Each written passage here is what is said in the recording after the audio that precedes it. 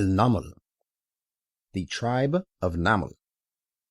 With the name of Allah, the most gracious, the ever merciful.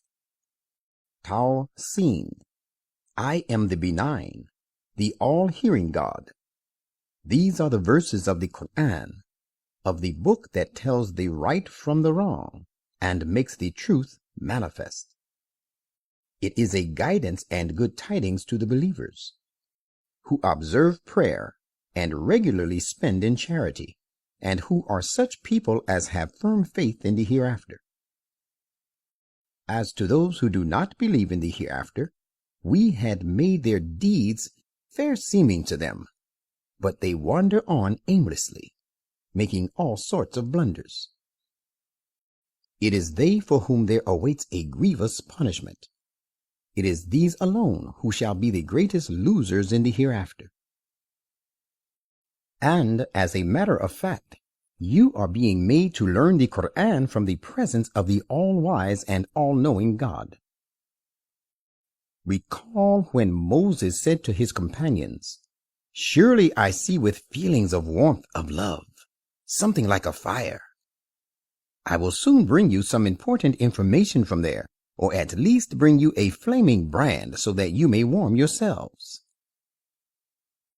So when he came close to it, he was called by a voice, "Blessed be he who is in quest of the fire of divine light, and blessed are those around this place of the fire. Holy is Allah, the Lord of the worlds." O Moses, the fact is that I am Allah, the Almighty, the All-Wise. And put down your staff on the ground. When Moses put down his staff, he saw it shifting about as if it were a tiny serpent with quick movements. He turned his back, retreating, and did not look behind. Whereupon we said, "O Moses, do not fear. Verily, I am the one in whose presence the messengers need have no fear. Nor does he fear who acts unjustly and commits some evil deed and then changes over to good after giving up evil. I am to such a person a great protector, ever merciful indeed." And put your hand into your bosom. It will come forth sparkling white without any disease. These are 2 signs from among the 9 signs which you shall show to Pharaoh and his people. They are truly a rebellious people. But when our eye-opening signs were shown to them, they said, "This is plain witchcraft." And they strongly rejected them, out of spite and arrogance, although their minds were convinced of the truth in them. Look then how evil was the end of those who acted corruptly. And we granted knowledge to David and Solomon, and they said, "All true and perfect praise belongs to Allah alone, who has exalted us over many of his believing servants." And Solomon succeeded David, and he said, "O you people, we have been taught the language of the birds, and also the technique of horsemanship, and bestowed with everything essential to us.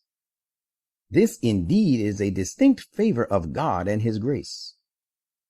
And there were gathered together before Solomon his host, comprising of jinn and ordinary men, and birds and swift-footed horses, and they were then arranged in separate, well-disciplined columns. Once he was marching with them, until when they reached the valley of the tribe named El-Naml, a distinguished Namlite said, "O El-Naml, get into your habitations, lest Solomon and his host should crush you unknowingly." Thereupon he, Solomon, wondered and was pleased with the good opinion the Namlite expressed about his own army and his army's power and piety, and said, praying, "My Lord, rouse me up that I may offer thanks for the favors you have shown me and my forefathers, and that I should do such deeds as are righteous and may please you, and count me through your mercy with your righteous servants. And once he reviewed the birds and the cavalry of swift-running horses and said, How is it that I do not see my officer named Hudhud? Is he deliberately absent? I will certainly punish him severely. Rather, I will execute him, or else he must give me some valid excuse for remaining absent. But he, Solomon, had not to wait long before Hudhud came, and said, I have acquired that information which you do not possess. I have come to you from the territory of a Yemenite tribe, Sabah, with sure and important news to tell.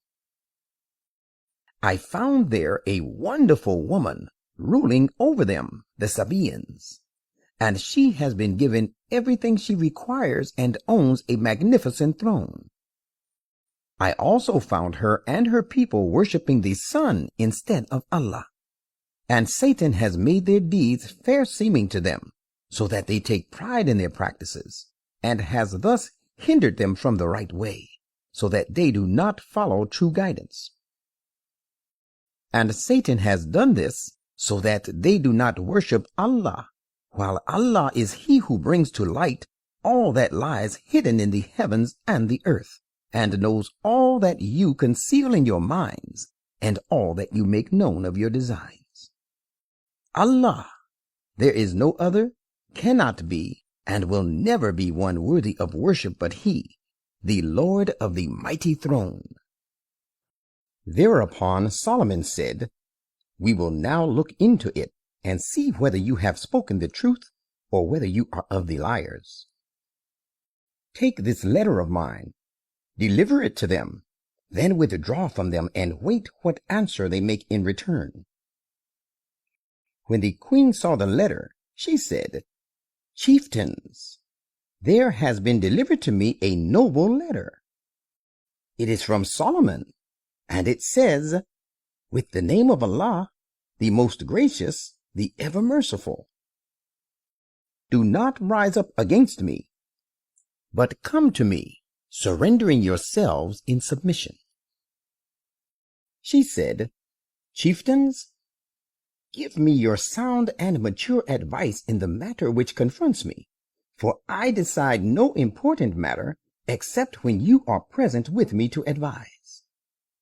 They said, We are a people possessing extraordinary power and are gallant fighters, but as for the decision, it rests with you. Therefore you may thoroughly consider what order you want to give. She said, Surely when the kings enter a township as invaders, they ruin it and reduce its most honorable residents to the most degraded positions, and such indeed will be their ways. I am going to send them a significant gift, and shall wait to see what answer the envoys bring back. So when he, the queen's envoy, came with the present to Solomon, Solomon said, Do you mean to help me with your wealth? Well, what Allah has given me is far better than what He has given you. You seem to be rather proud of your gift. Go back to them and tell your people that we shall certainly come down upon them with hosts that have no power to withstand, and we shall surely drive them out from there, disgraced, while they are subjugated. Later on, addressing the courtiers, Solomon said, Nobles, which one of you will bring me the throne befitting her, before they come to me surrendering in submission? A stalwart from among the jinn said, I will bring it to you, prepared as you desire, before you rise and depart from your place of encampment. Surely I am strong and expert enough to accomplish this task, and can be trusted with it. One Israelite, who had knowledge of the scriptures, said, I will bring it to you before your Yemenite noble guests come to you. And when he, Solomon, saw it set before him, he said, This is due to the grace of my Lord, so that He may reveal my inner self to show whether I am grateful for all His favors or ungrateful. Indeed, he who thanks, his thanksgiving is for his own good, and he who shows ingratitude, let him remember that my Lord is truly self-sufficient and is in need of no praise, oft generous, and noble in his own right.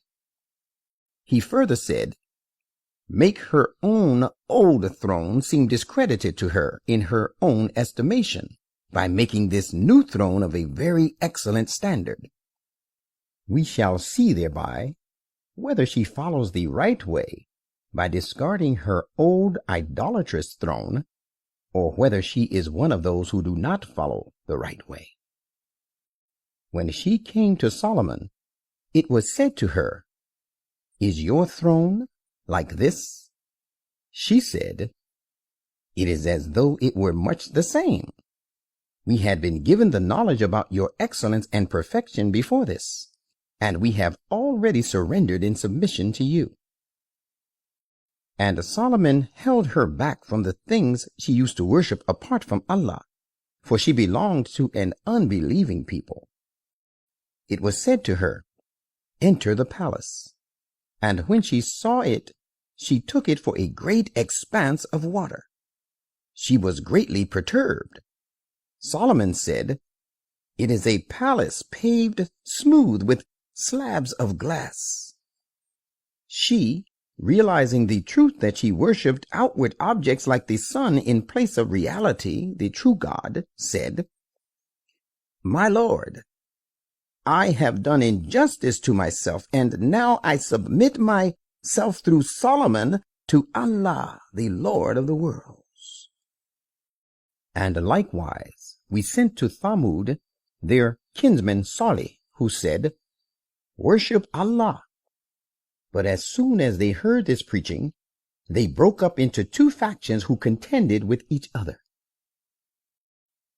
He said, O my people, why do you seek to hasten on evil rather than good? And you ask for a sign of destruction instead of that of bliss for you. Why do you not ask Allah's protection so that you may be shown mercy? They said, we have suffered due to you and your companions. Salih said, your deeds and true cause of your sufferings is with Allah, who is punishing you for your evil deeds. Nay, you are a people who are being tried to distinguish the good of you from the bad.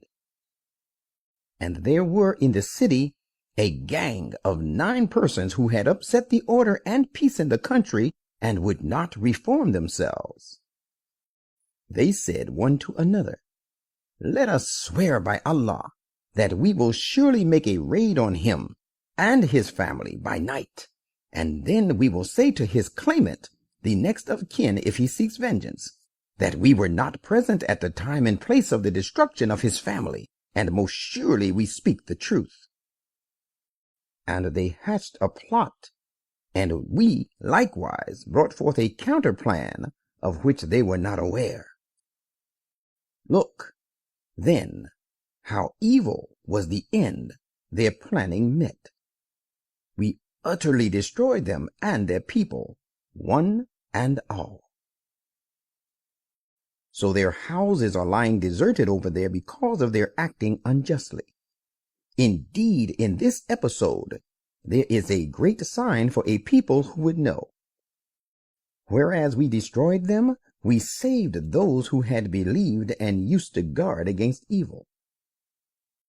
And we also sent Lot as a messenger. Recall when he said to his people, do you commit obscenity while you see the evil thereof? What? Is it true you approach men instead of your women to satisfy your lust? Nay, you are indeed a people who act senselessly. But his people had no reply except that they said, drive the followers of Lot out of your township. They are a people who would pose and parade and be extra pure and righteous. So the result was that we saved him and his followers, except his wife. we had ordained about her for her foul deeds to be with those who stayed behind and thus would not be saved. And we pelted them with a terrible rain of stones. So look how evil was the rain which descended upon those who had been warned. Say, all kind of true and perfect praise belongs to Allah, and peace be upon those of his servants whom he has chosen. Who is to be preferred, Allah or the things they associate with him? Or who is it that created the heavens and the earth, and sends down water for you from the clouds? It is we. Then we cause to grow with it orchards full of bloom and loveliness. You had no power to cause their trees to grow. Is there any God with Allah? There is none. Yet there are a people who ascribe to him equals in all these works and deviate from the right path. Or who is it that made the earth a resting place and made the rivers flow in it, and raised on the earth firm mountains for its advantage, and put a barrier between the two waters? Is there a God with Allah as an associate with him in his works? Nay, not so. Yet most of them do not know the truth. Or who is it that answers the distressed person when he calls on him, and removes his distress? And who is it that makes you the rulers in the land? Is there any God with Allah? Little is the heed you take. Or who is it that guides you to the path of salvation in all kinds of darkness and vicissitudes on the land and the sea? And who is it that sends the winds as heralds of his mercy? Is there any God with Allah to do such things? Highly exalted is Allah above all the things they associate with him. Or who is it that originates the creation, then keeps on repeating and reproducing it? And who is it that provides for your sustenance, both physical and spiritual, from the heaven and the earth? Is there any God with Allah capable of being a partner with him in all these works? Say, bring forward your proof in support of your polytheistic beliefs, if you are truthful in what you claim. Say, there is no one in the heavens and the earth who knows the hidden realities save Allah. And they, the disbelievers, do not perceive when they will be raised up to life again after death. Nay, the fact is, their knowledge about the hereafter has found its limit. Rather, they are in doubt about it. Rather, they are totally blind to it. And those who disbelieve say, is it that when we and our forefathers have been reduced to dust, we shall really be brought forth alive again? We have been surely given this promise once before this, and also our forefathers. But such a thing is nothing but tales of the ancients. Say, travel through the land, and behold how evil has been the end of those who cut off their ties with God. Prophet, do not grieve for them, nor feel distressed on account of their hostile intrigues against you. They say, when will this promise of your victory come to pass if you are truthful? Say, it is possible that a part of that victory which you are keen to precipitate may be close on your heels. And in fact, your Lord is full of grace to humankind, yet most of them render him no thanks. And surely your Lord knows the things which they hide in their hearts, and those which they profess. There is nothing hidden in the heavens and the earth, but it is recorded in a book revealing the divine decree. Verily, this Quran explains to the children of Israel, both the Jews and the Christians, most of the things concerning which they are at variance. And surely this is a source of guidance and mercy for the believers. Prophet, your Lord will rightly judge between them, the believing and the disbelieving people, with his command, the Quran. He is the Almighty, the All-Knowing. So put your trust in Allah, for surely you stand on manifest truth. Of course, you cannot make the dead hear, nor can you make the deaf hear your call when they retreat, turning their backs on you.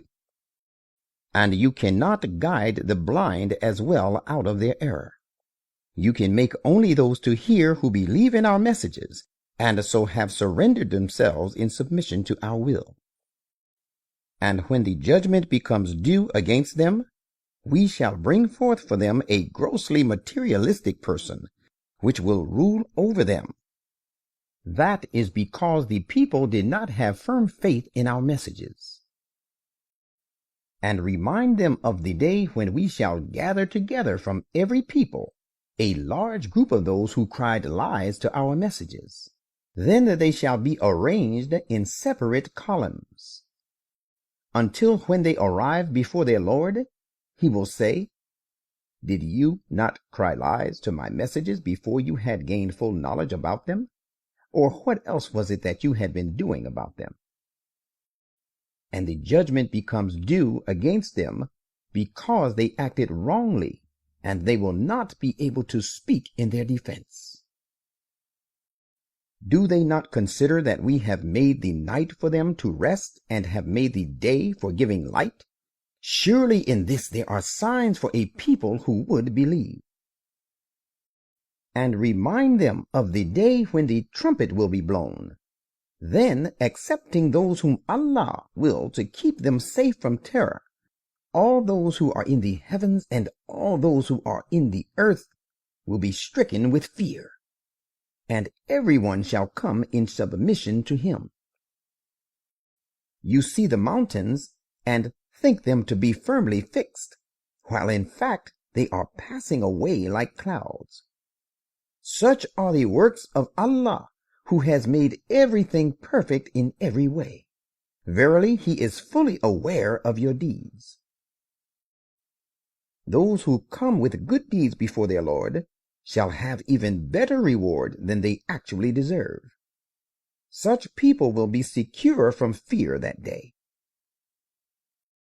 Those who come with something evil shall be hurled headlong into the fire, and it will be said to them, you are certainly reaping the fruit of what you have been doing.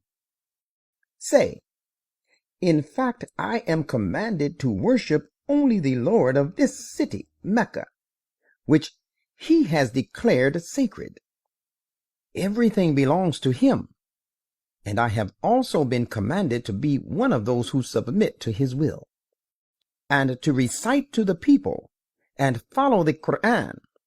So one who on listening to it follows guidance does it for his own good. And tell him who goes astray from the straight path that my mission is only to give warning. And also say, all true praise belongs to Allah. He will soon show you his signs, and you shall recognize them. And your Lord is not at all unaware of what you do.